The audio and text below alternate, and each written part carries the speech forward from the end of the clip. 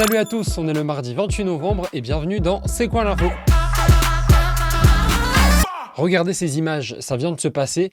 41 ouvriers étaient bloqués dans un tunnel depuis 17 jours. Ils travaillaient sur ce chantier de construction et ils sont enfin libres. Ça se passe dans le nord de l'Inde, à Silchara. Les hommes survivaient grâce à ce tuyau qui leur faisait passer de l'air et de la nourriture.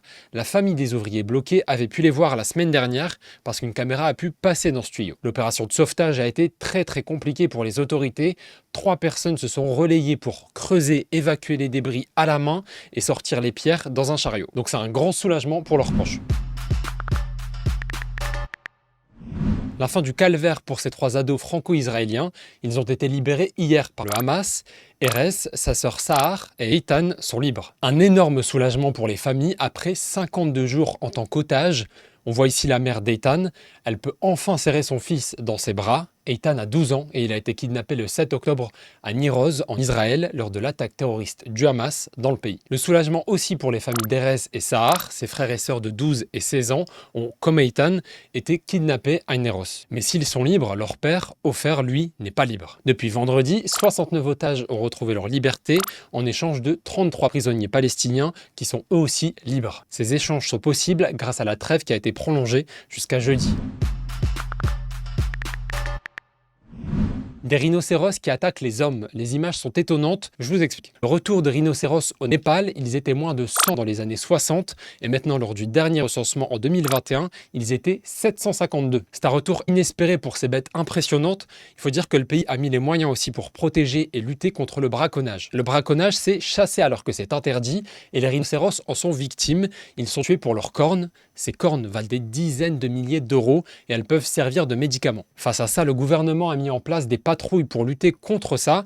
Et ça marche, ils sont moins tués et ils peuvent se reproduire. Du coup, les rhinocéros sont nombreux au Népal, sauf que leur lieu de vie devient trop petit pour eux.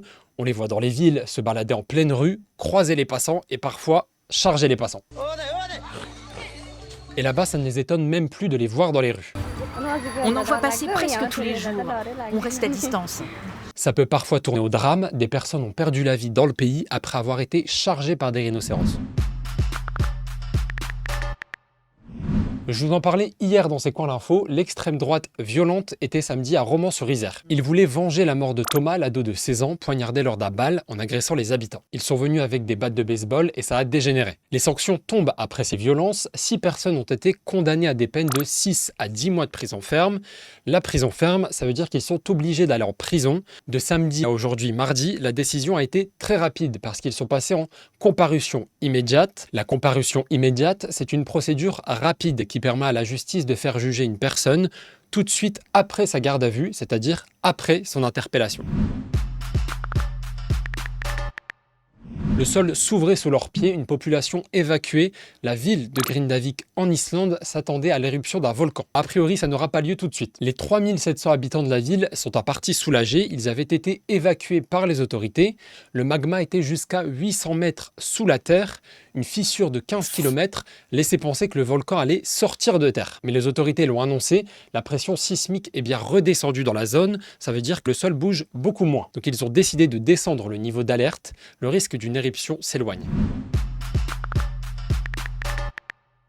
Apparemment, on prépare un complément d'enquête sur moi. C'est la vidéo du jour, environ 15 millions de vues sur les réseaux.